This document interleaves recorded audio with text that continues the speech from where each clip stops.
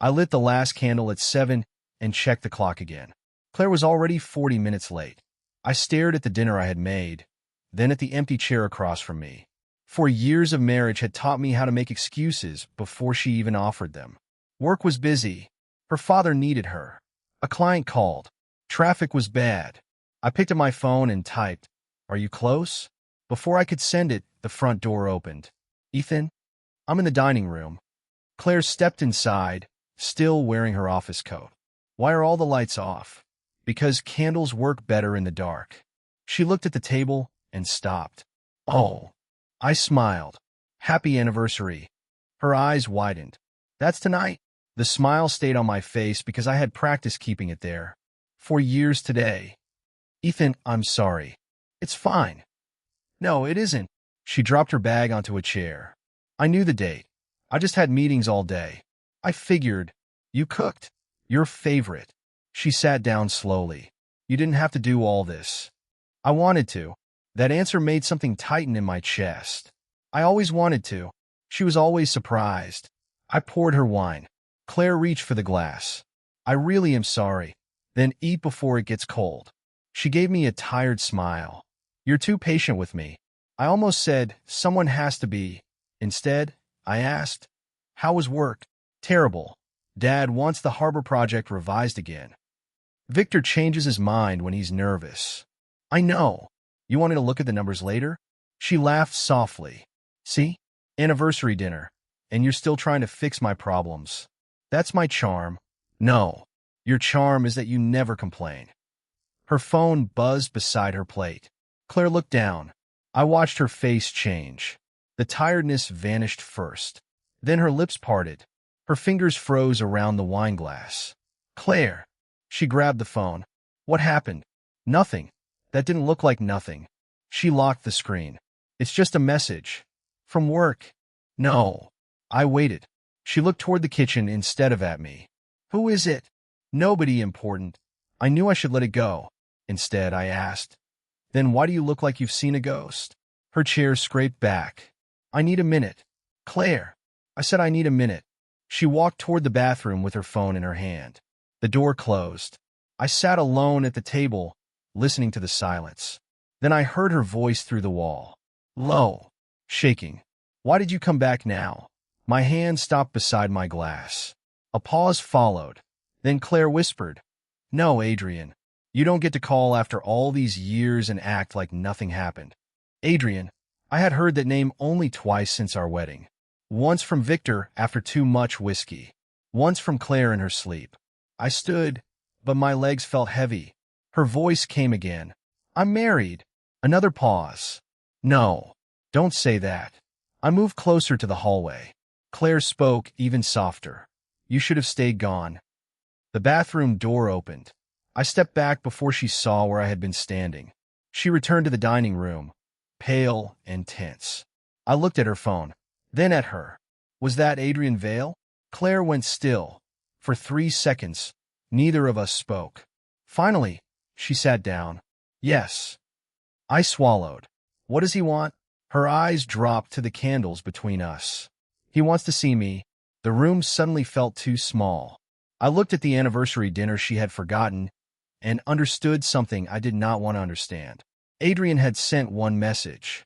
My chest went cold, and for the first time in years, my wife looked completely awake. "Do you want to see him?" Claire stared at the candle flame between us. "I don't know." "That sounds like yes." "It's not that simple, Ethan." "Then make it simple." She looked at me. "I need closure." The word hit harder than I expected. Closure from a man you haven't seen in years? He disappeared without explaining anything. And now he sends one message, and you forget our anniversary. Her face tightened. "That's unfair." "Is it?" I said I was sorry. "I know." She pushed her plate away. "I'm not trying to hurt you." "That doesn't mean I'm not hurt." For a moment, she said nothing. Then she whispered, "If I meet him once, maybe I can finally put everything behind me." I wanted to tell her she should have done that before marrying me. Instead, I asked, "Do you still love him?" Her eyes widened. "Ethan." "It's a simple question." "I'm married to you." "That wasn't my question." She stood. "I'm tired. Can we not do this tonight?"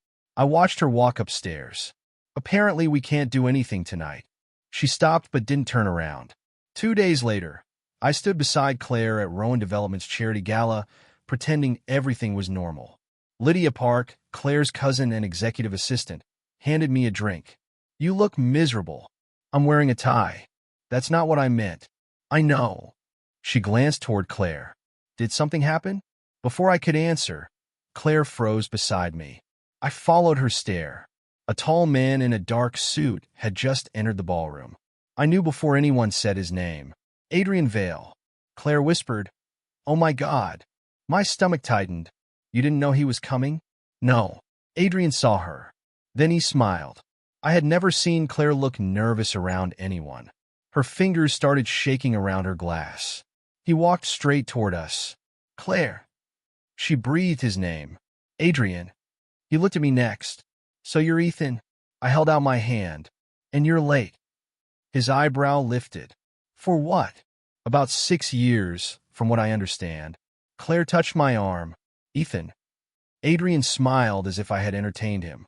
I deserve that. You probably deserve more. Can we not do this here? Claire whispered. Adrian looked at her. You look good. Her cheeks flushed. I noticed because I had spent 4 years noticing everything about her. You too, she said. Lydia stepped beside me. Want to leave? No. Ethan. I said no. I watched Claire laugh at something Adrian whispered. It was soft, warm, effortless. I could not remember the last time she had laughed like that with me. Later, I searched the ballroom for her.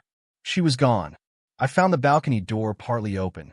Adrian's voice reached me first. I never stopped loving you. My hand tightened around the door handle. Claire answered, You shouldn't say that to me. Why? You know why. Because you're married? Yes. Do you love him? Silence. My heart started pounding. Claire. She spoke quietly. Ethan is a good man. I closed my eyes. Adrian laughed once. That's not what I asked. Stop. I came back because I made the biggest mistake of my life. You left me. I know. You broke me. I know that too. And now you think you can just return? No.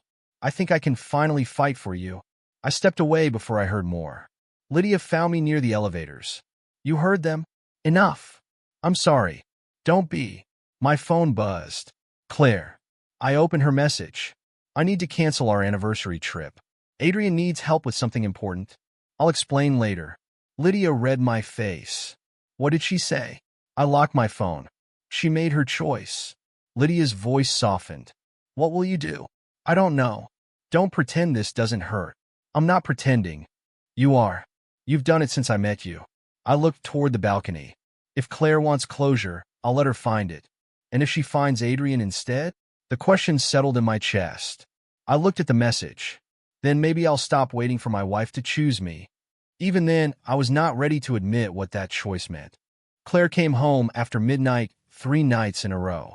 On the 4th night, I was waiting in the living room. She stopped when she saw me. You're still awake? I wanted to ask you something. Her shoulders tightened. Can it wait until morning? No. She placed her bag on the table. Fine. I looked at her left hand. Her wedding ring was missing. Where's your ring? She glanced down. I took it off for dinner. With Adrian? It was business. Why would business require you to look unmarried? Her mouth hardened. One of the investors knows our history. I didn't want questions. So you removed me from the room before you even walked into it. That's dramatic. Is it? She sighed. Ethan, please. Do you want him back? She stared at me. Why are you doing this? Answer me. You're being jealous. That isn't an answer. He came back after years. Of course I'm confused. Confused about what? My past. Your past is sitting across from you every night now. She turned away. I stood. Claire. What? Look at me and tell me you don't want him. She faced me, angry now. I shouldn't have to prove myself because you feel insecure. That was the moment something inside me went quiet. Not broken. Quiet. I nodded. You're right. She frowned. What? You shouldn't have to prove anything. I walked upstairs. Ethan, where are you going? To bed. The next morning, Claire left early. I stayed home. While looking for our insurance papers in the study, I found a small wooden box behind old tax files. Inside were photographs, ticket stubs, and letters. All from Adrian. I should have closed the box. I didn't. One envelope had never been sealed. Claire's handwriting covered 3 pages. I read only enough to destroy what little doubt I had left. Adrian, if you ever come back, I don't know what I'll do. Ethan is kind. He makes me feel safe. But part of me still belongs to you. The letter was dated 12 days before our wedding. For years, I had feared losing Claire. That morning, I realized I had already lost her before our wedding began. I sat there for a long time. Then I called Daniel. He answered on the second ring. You sound terrible. I need divorce papers. Silence. Then, what happened? I finally stopped lying to myself. Ethan, slow down. I've been slow for 4 years. You want to tell me what she did? She waited for another man through our whole marriage. Did she cheat? I don't know. That matters legally. It doesn't matter to me. He exhaled. You're angry. No. That worries me more. I'm done waiting for her to choose me. Where are you? Home. I'll come over. No. Email them. You're serious? Yes. 2 hours later, the documents were in my inbox. I printed them. Read every page. Signed every line Daniel marked. My hand did not shake until I reached the final signature. Ethan Mercer. Husband. Soon-to-be former husband. I placed the papers on our bedroom dresser. Then I removed my wedding ring. For 4 years, I had worn it even when Claire forgot hers beside the sink. I set it on top of the papers. I found a blank card. I wrote one sentence. You don't have to choose anymore. I packed one suitcase. Nothing more. At the bedroom door, I looked back once. For years of my life fit inside one room, yet suddenly none of it felt like mine. My phone rang. Claire. I let it ring. Then headlights swept across the window. Her car entered the driveway. I grabbed my suitcase and walked downstairs. The front door opened before I reached it. Claire stepped inside holding a large white envelope. She looked at my suitcase, then at me. What are you doing? I looked at the envelope in her hand. What's that? Her fingers tightened around it. For the first time, she looked afraid. Ethan, she whispered. We need to talk. I almost laughed. Instead, I moved aside. Good. I looked toward the stairs, where my signed papers waited beside my ring. Because I already made my decision. Claire closed the front door behind her. Her eyes moved from my suitcase to my face. What decision? I nodded toward the envelope. You first. She handed it to me. I opened it. Divorce papers. My name was printed beside hers. Claire whispered, I was going to talk to you before signing.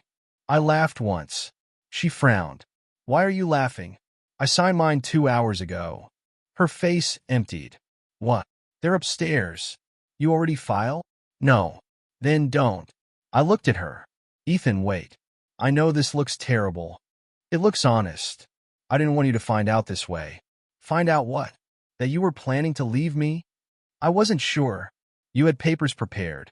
That doesn't mean I was sure. It means you were sure enough to call a lawyer. She pressed her fingers to her forehead. This is why I wanted time.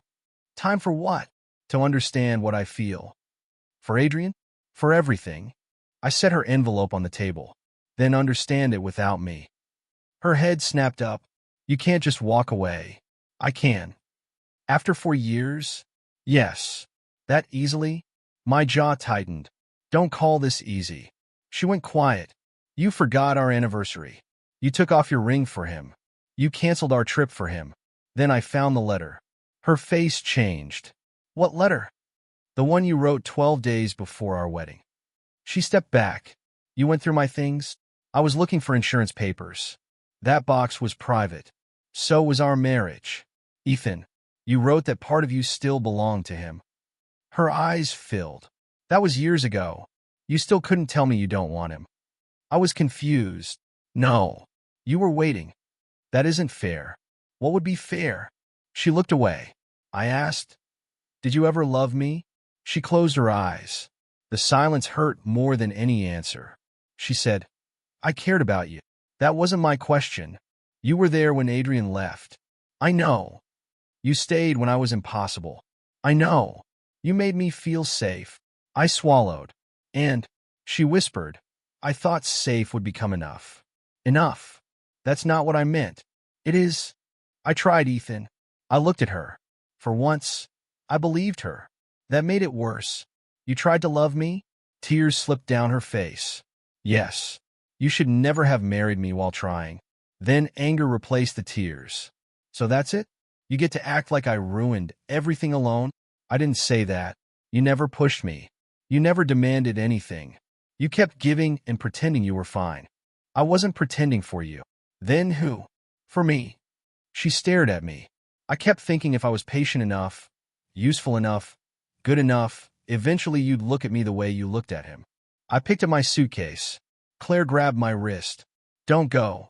Why? Because I don't know what happens if you do. I gently removed her hand. That's the problem. She shook her head. Please. I opened the door. You're leaving 4 years behind. I looked back at her. No. I'm leaving because those 4 years were not easy.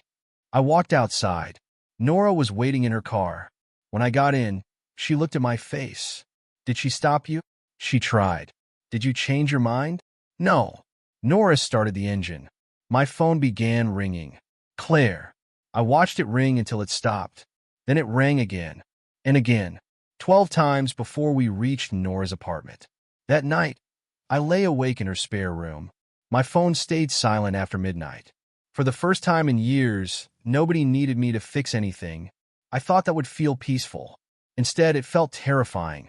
The next morning, my phone rang. Victor Rowan. I answered. Ethan, what did you do? His voice shook. I sat up. What happened? Claire says you're leaving her. I am. And she says you're leaving the company too. I went still. Victor lowered his voice. Tell me that part isn't true. I looked out the window. It is. This time, the silence came from him. Victor was still silent. I walked to the window. Victor, you can leave Claire if that's what you need, he said. But don't leave the company. That isn't possible. Why not? Because every time Claire calls me about work, I become her husband again. That makes no sense. It makes perfect sense to me. He exhaled hard. Come to the office. I already sent my resignation. I saw it. Then there's nothing to discuss. There is plenty to discuss. Fine. Later, I sat across from Victor in his office. He looked older than he had a week ago. You're serious about this? Yes. You're walking away from 12 years of work. 7 years. He frowned. You started consulting for us before we hired you. I was 24, and you saved our Harbor District deal when you were 26. I fixed a financing problem. Victor leaned forward. You did more than that. I don't want a speech. You need one. I stayed quiet. He opened a drawer and placed an old folder between us. What's this? The emergency loan from 4 years ago. I recognized the bank logo. My stomach tightened. Victor tapped the folder. Claire still doesn't know. She doesn't need to. You used your inheritance as security. I knew the company could recover. You risked nearly everything your mother left you. And it worked. Victor shook his head. You also delayed your salary for 8 months. So did you. I owned the company. I was helping. You rebuilt the Riverside plan after 3 investors pulled out. That was my job. No, Ethan. Half of what you did was never your job. I looked away. Victor's voice softened. Why didn't you tell Claire? Because I didn't want her gratitude. You wanted her love? The words landed harder than I expected. I said nothing. Victor leaned back. She never understood how much you carried. I made sure she didn't. Why? Because if she stayed with me because she owed me, I would always wonder. And now I don't have to wonder. Victor rubbed his face. I'm sorry. For what? For encouraging the marriage. I stared at him. You did what? He looked guilty. Claire was broken after Adrian left. You were close to her. I thought stability would help. You encouraged her to marry me because I was stable? I thought she loved you. No. You hoped she would. He didn't deny it. I stood. Ethan. I'm not angry with you. That sounds worse. I'm tired. I placed my badge on his desk. I won't damage Rowan Development. I won't take clients. I won't share internal information. I know, but I'm done carrying it. Victor looked at the badge. What will you do? I don't know yet. My phone rang before I reached the elevator. Marcus Hale. I almost ignored it. I answered. Mercer. You finally quit.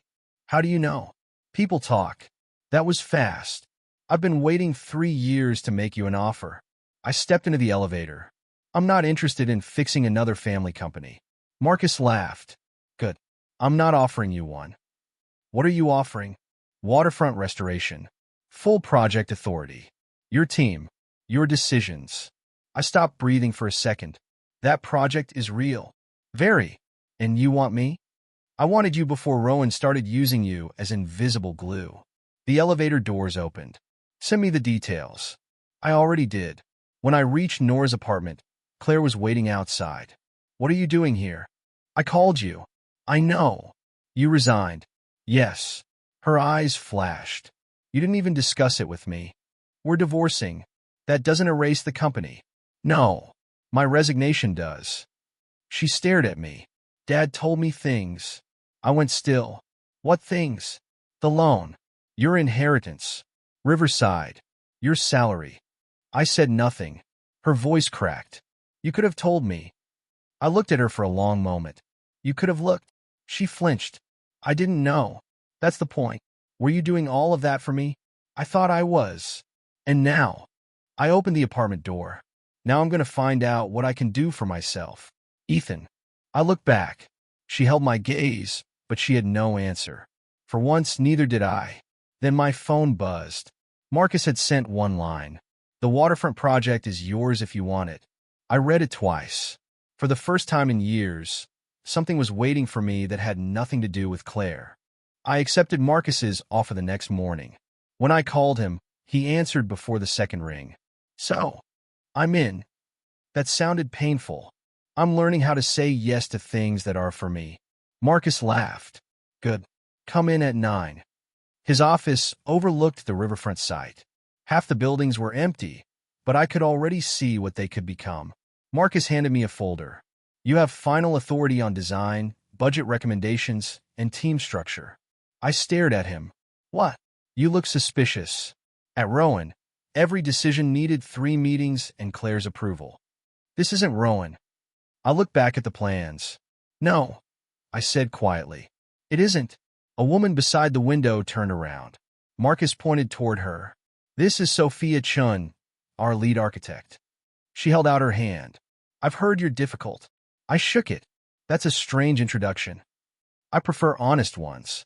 Marcus grinned. You two will get along. Sophia opened the first set of drawings. I want to keep the old brick walls. I want to remove half of them. Why? Access. Bad answer. I blinked. She smiled. Try again. At Rowan, people usually waited for me to solve things. Sophia expected me to defend them. I leaned over the plans. Because the current access route forces service traffic through the public courtyard. Better. You always talk like that? Yes. Good. She raised an eyebrow. Most people don't say that. I'm tired of people agreeing with me. For the first time in weeks, I meant my smile. That evening, Nora was eating noodles on her couch when I got home. You look different. I had a good day. She pointed her fork at me. That's legal, you know. What is? Enjoying yourself. I know. No, you don't. I sat beside her. She studied me. Did you think about Claire today? I hesitated. Once. Nora gasped dramatically. Only once. Don't make it weird. You used to check your phone every 5 minutes. I still checked it. For Claire. For work. She smirked. Progress. My phone rang. Claire. Nora looked at the screen. Speak of the devil. Don't call her that. You're defending her? No. I just don't hate her. That might be your problem. I answered. Hello. Claire sounded tired. I need the password for the Old Harbor Investor Archive. Lydia has it. She says you changed the filing system. I documented everything before I left. Can you just tell me? No. Silence. Why are you making this difficult? I'm not. You know the system better than anyone. That was the problem. She sighed. Ethan, I'm asking for help. I know. And you have a team. Her voice softened. You never used to say no to me. I know. I ended the call before guilt changed my answer. Nora stared at me. What? She smiled. I'm proud of you. The next few weeks moved quickly. Sophia challenged almost everything I proposed. You apologized too much, she told me one afternoon. For what? For disagreeing. I'm being polite. No. You're asking permission to have an opinion. I laughed. That sounds dramatic. It's accurate. I looked at the plans. Fine. Your staircase idea is terrible. She grinned. There he is. Later that day, reception called. There's a woman here asking for Adrian Vale. I frowned. Send her to security. A few minutes later, the woman walked into my office anyway. She looked exhausted. Are you Ethan Mercer? Yes. I'm Rebecca Sloan. I don't know you. No. But I know who you are. She placed a thick envelope on my desk. I'm looking for Adrian Vale. You have the wrong office. No. I stood. What do you want? Her eyes stayed on mine. I came because you're Claire Rowan's husband. Former husband. She paused. Then she pushed the envelope toward me. Then you should know why Adrian really came back. I looked down at the documents. My stomach tightened. Rebecca whispered. He was engaged to me until 3 weeks before he returned to Claire. I stared at her, realizing the man Claire had chosen over me might have returned carrying another lie from the beginning. And suddenly, I knew I needed to hear everything next. I accepted Marcus's offer the next morning. When I called him, he answered before the second ring. So, I'm in. That sounded painful. I'm learning how to say yes to things that are for me. Marcus laughed. Good. Come in at 9. His office overlooked the riverfront site. Half the buildings were empty, but I could already see what they could become. Marcus handed me a folder. You have final authority on design, budget recommendations, and team structure. I stared at him. What? You look suspicious. At Rowan, every decision needed 3 meetings and Claire's approval. This isn't Rowan. I looked back at the plans. No, I said quietly. It isn't. A woman beside the window turned around. Marcus pointed toward her. This is Sophia Chun, our lead architect. She held out her hand. I've heard you're difficult. I shook it. That's a strange introduction. I prefer honest ones. Marcus grinned. You two will get along. Sophia opened the first set of drawings. I want to keep the old brick walls. I want to remove half of them. Why? Access. Bad answer. I blinked. She smiled. Try again. At Rowan, people usually waited for me to solve things. Sophia expected me to defend them. I leaned over the plans. Because the current access route forces service traffic through the public courtyard. Better. You always talk like that? Yes. Good. She raised an eyebrow. Most people don't say that. I'm tired of people agreeing with me. For the first time in weeks, I meant my smile. That evening, Nora was eating noodles on her couch when I got home. You look different. I had a good day. She pointed her fork at me. That's legal, you know. What is? Enjoying yourself. I know. No, you don't. I sat beside her. She studied me. Did you think about Claire today? I hesitated. Once. Nora gasped dramatically. Only once. Don't make it weird. You used to check your phone every 5 minutes. I still checked it. For Claire. For work. She smirked. Progress. My phone rang. Claire. Nora looked at the screen. Speak of the devil. Don't call her that. You're defending her? No. I just don't hate her. That might be your problem. I answered. Hello. Claire sounded tired. I need the password for the Old Harbor Investor Archive. Lydia has it. She says you changed the filing system. I documented everything before I left. Can you just tell me? No. Silence. Why are you making this difficult? I'm not. You know the system better than anyone. That was the problem. She sighed. Ethan, I'm asking for help. I know. And you have a team. Her voice softened. You never used to say no to me. I know. I ended the call before guilt changed my answer. Nora stared at me. What? She smiled. I'm proud of you. The next few weeks moved quickly. Sophia challenged almost everything I proposed. You apologized too much, she told me one afternoon. For what? For disagreeing. I'm being polite. No. You're asking permission to have an opinion. I laughed. That sounds dramatic. It's accurate. I looked at the plans. Fine. Your staircase idea is terrible. She grinned. There he is. Later that day, reception called. There's a woman here asking for Adrian Vale. I frowned. Send her to security.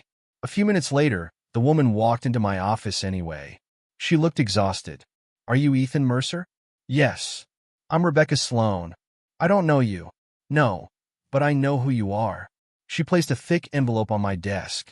I'm looking for Adrian Vale. You have the wrong office. No. I stood. What do you want? Her eyes stayed on mine. I came because you're Claire Rowan's husband. Former husband.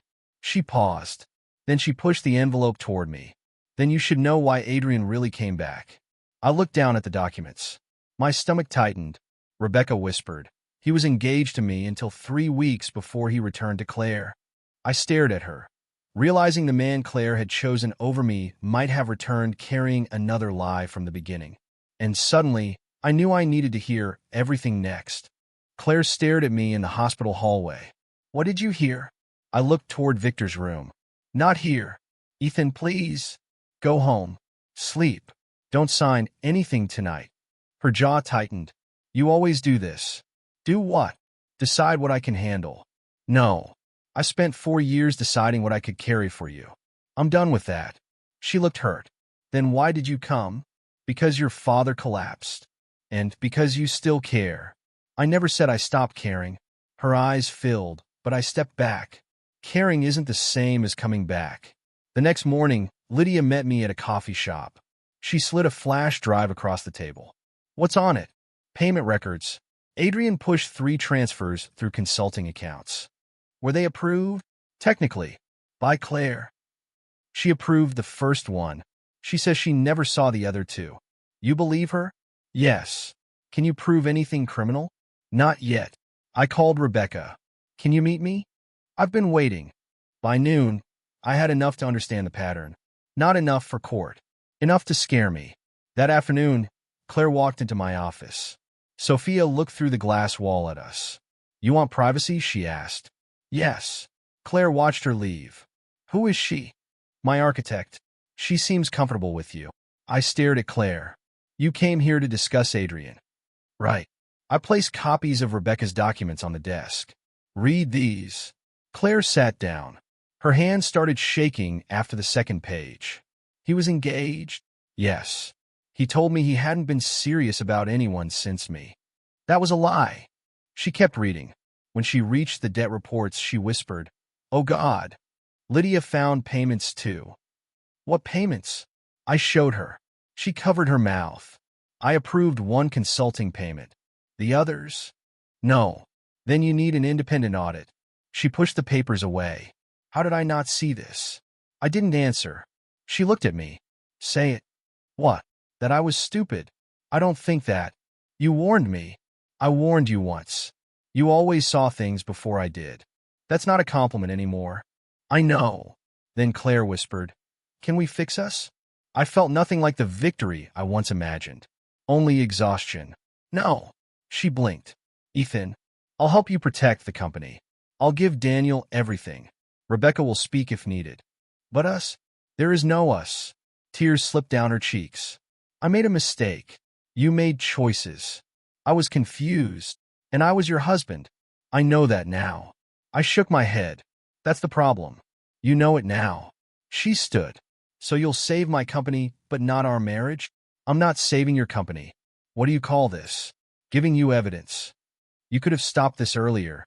I stared at her. You think I should have? If you knew Adrian was dangerous. I spent 4 years catching you every time you fell. She went silent. You never noticed what it was doing to me. I didn't ask you to do all that. No. I volunteered. That was my mistake. So now you're punishing me? No. Then why help? Because employees could lose jobs.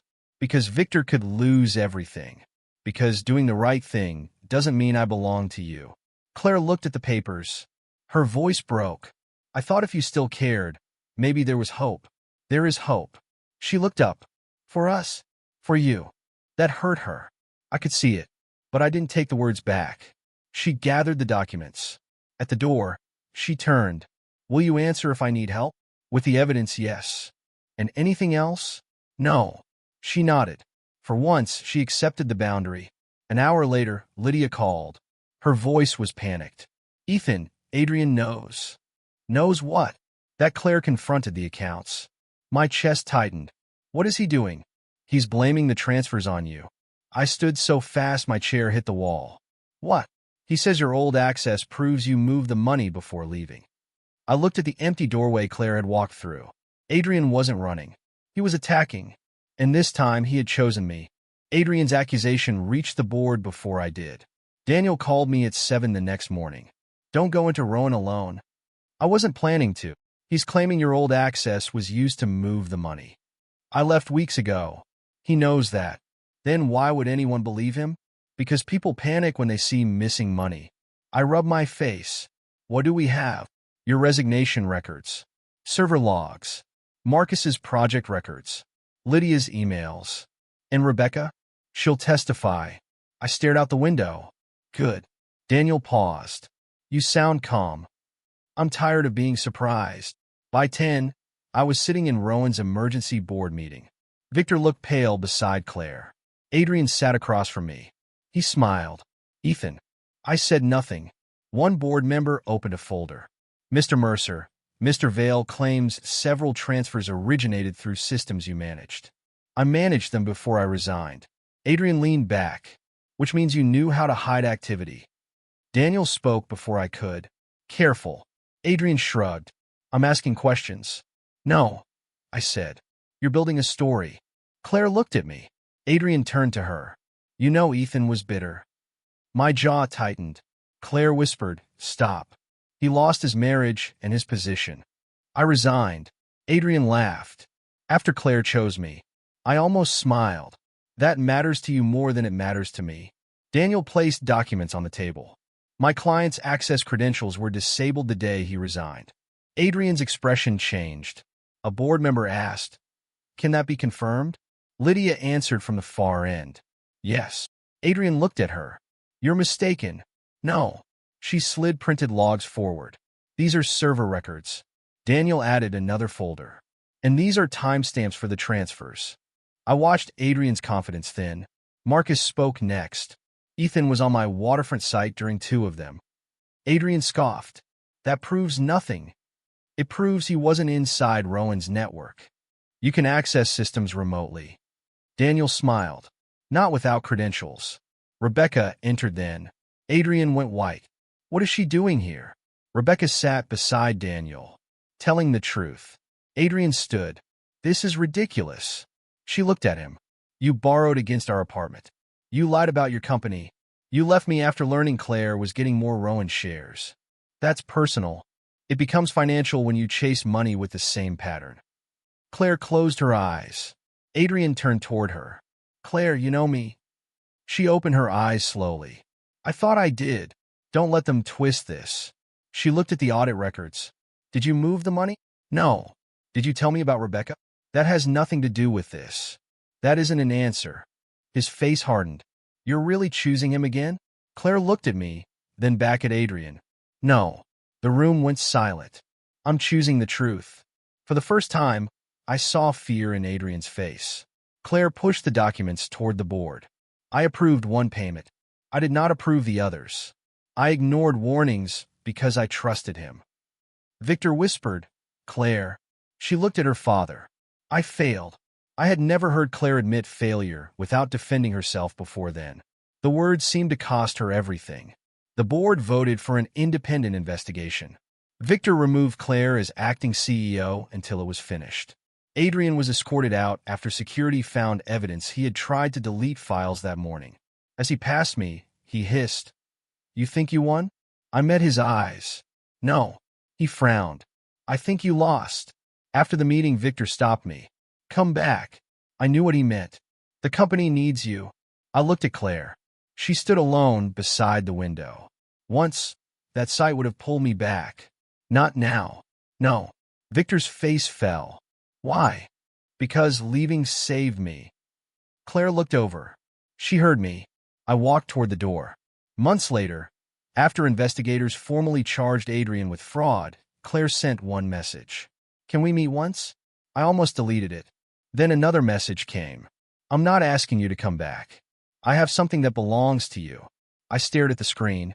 For the first time since the divorce began, I wondered what she could possibly return that I still wanted. Claire chose the restaurant where we had celebrated our engagement. I arrived early. She was already there. Neither of us spoke. Then she said, "You came. You said you had something of mine." "I do." I sat across from her. She looked different, not weaker, just quieter. "How are you?" she asked. "I'm good." "Really?" "Yes." She smiled sadly. "You used to say that when you were miserable." "I know. And now?" "Now I mean it." Claire looked down. "I heard the waterfront project opened last week. Dad said investors loved it. I'm proud of it." "You should be." "Finally," I asked. "Why did you want to see me?" She reached in her bag and placed a small box on the table. I knew what was inside. My wedding ring. I stared at it. "I thought you left that at the house." "I kept it." "Why?" "I don't know." "That usually means you do." She breathed. "I think I wanted proof that you had been real." I looked at her. So much of what I believed wasn't. "Adrian?" She nodded. "The company. Him. Even the way I thought about us." I said nothing. Claire touched the box. "I thought Adrian was the love of my life because losing him hurt badly." My chest tightened. "And me?" She looked at me. "I thought you were safe because having you never scared me." "That sounds about right." "No." Her eyes filled. "It sounds cruel now. I thought peace meant something was missing. I thought love was supposed to make me desperate. And now I know peace wasn't lesser love." I swallowed. She whispered. I understood too late. For years, I had imagined hearing those words. I thought they would heal something. They didn't. They only made the ending clearer. "I forgive you." Claire's face broke. "Ethan, but I'm not coming back." She closed her eyes. "I know." "Do you?" "Yes." She wiped her cheek. "I'm not asking anymore." That surprised me. "What will you do?" I resigned. "From Rowan?" She nodded. "Dad wanted me to stay after the investigation cleared me, but I ignored too much. I need to rebuild somewhere I can't hide behind his name." "That sounds hard." "It should be." I shook my head. "Don't punish yourself forever." She smiled. "You're still kind. I'm trying to be healthy." "There's a difference?" "A big one." She laughed softly. It didn't hurt. Claire looked at my hands. "No ring." "No." "Anyone new?" I thought of Sophia challenging my designs and telling me when I was being an idiot. "Maybe someday." Claire nodded. "I hope she sees you." The words hit harder than I expected. "I hope I let her." Claire frowned.